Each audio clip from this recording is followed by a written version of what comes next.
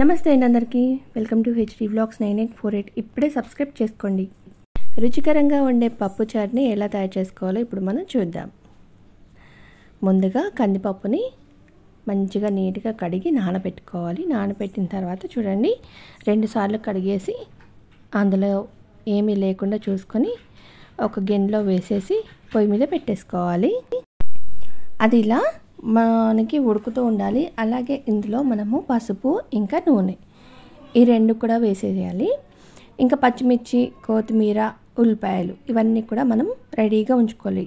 చింతపండుని కూడా నానబెట్టి ఉంచుకోవాలి. వెల్లిపాయలని కూడా మనం తీసుకొని పెట్టుకోవాలి. ఇప్పుడు ఇంకా లాస్ట్లో పప్పు అయితే ఉడికిపోయింది. ఇంకా పప్పు గుత్తితో మనము ఇలా రుబ్బుకొని పెట్టుకోవాలి.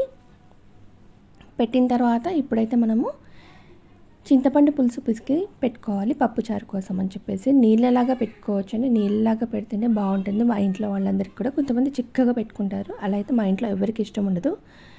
ఇప్పుడు ఇంకా చింతపండు పులుసులోకి పప్పును కూడా వేసేసి అందులో కరివేపాకును కూడా వేసేసి ఇందులోకి ధనియాల పొడి, అలాగే మెంతి పొడి, క్రిస్టల్ సాల్ట్, మేము ఎక్కువగా దొడ్డుప్పే వాడతాము. దొడ్డుప్పు అంటే దొడ్డుప్పు కొంచెం అది మనకి హెల్త్కి మంచిదని చెప్పేసి దొడ్డుప్పునే ఎక్కువగా వాడుతూ ఉంటాం అన్నమాట. మీకు ఏ ఉప్పు ఇష్టం ఉంటే మీరు ఆ ఉప్పే వాడుకోండి. ఇంకా నెక్స్ట్ వచ్చేసి కొంచెం షుగర్కి బదులు బెల్లం కూడా వేసుకోవచ్చండి. ఇంకా నెక్స్ట్ కారం కూడా సరిపడినంత వేసేసుకోవాలి. మళ్ళీ స్టవ్ వెలిగించేసుకొని అందులో ఆయిల్ వేసేసి పోపు సామాన్ అంతా కూడా వేసిన తర్వాత పోపు గింజలు కూడా వేయాలి. వేసిన తర్వాత ఇక్కడ చూడండి అన్నీ కూడా వేగుతున్నాయి.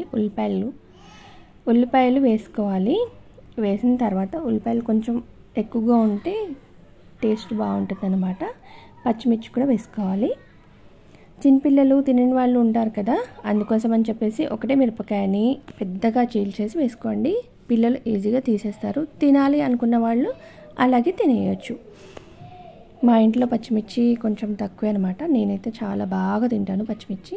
ఇంకా నెక్స్ట్ వచ్చేసి వెల్లిపాయలు కచ్చపచ్చగా దంచేసి వేసుకోవాలి. ఇంకా చూడండి ఇక్కడ సగం వరకు వేగిపోయాయి. ఇవన్నీ కూడా వేగిపోయిన తర్వాత ఇప్పుడు ఇంకా కొంచెం వేగాలి. ఇప్పుడు వచ్చేసి కొంచెం సాల్ట్ వేసుకోవాలి. ఇందులోకి సాల్ట్ వేసిన తర్వాత మళ్ళీ ఒకసారి కలిపేసి మూత పెట్టేసి తీసిన తర్వాత అప్పుడు మనం ఇందాకే పప్పు కూడా ఇందులోకి కలిపి పెట్టుకున్నాం కదా పులుసులోకి, ఈ పప్పు చాట్ని ఇందులో వేసుకోవాలి.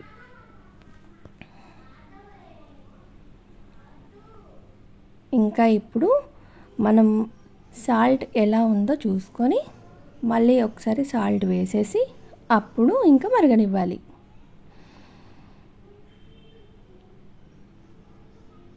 కరివేపాకు కూడా మళ్ళీ కొంచెం యాడ్ చేసుకోవాలండి. కరివేపాకు ఎంత ఉంటే అంత ఈ పప్పుచారు చాలా రుచిగా ఉంటుంది. చూడండి ఇక్కడ మరగడం అయితే స్టార్ట్ అయిపోయింది. ఫుల్ ఎండగా అయితే మస్తు ఎండ కొడుతుందండి బయట. ఈరోజు మరుగుతుంది.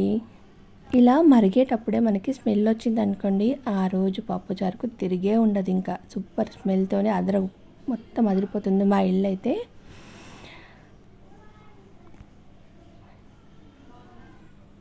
ఎండ వేడికి తట్టుకోలేక చూడండి అయితే ఊరికే మొహం కడుక్కుంటూనే ఉన్నాం. నేను మా మమ్మీ అయితే.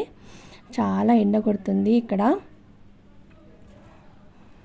ఇంకా పప్పుచారు అయితే మనకి అయిపోయినట్టేనండి. ఆ వాసనకి మనకి తినాలి అనిపిస్తుంది. ఎంత బాగుంటుందో, చాలా అంటే చాలా బాగుంటుందండి పప్పుచారు. అది కూడా మనము కొంచెం నీళ్ళలా చేసుకుంటేనే బాగుంటుంది. అంటే బాగా చిక్కగా చేసుకుంటే అంతగా ఇష్టమేమీ అనిపించదు.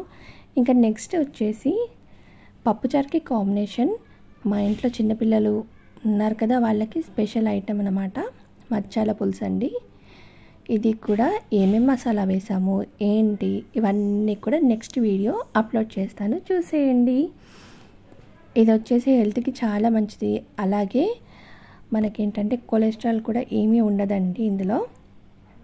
పిల్లలకి ఏంటంటే కొంచెం ఇందులో ముళ్ళు ఉంటాయి, తీసుకోవడం ఇబ్బందిగా ఉంటుందని చెప్పి చాలా తినరు. Next video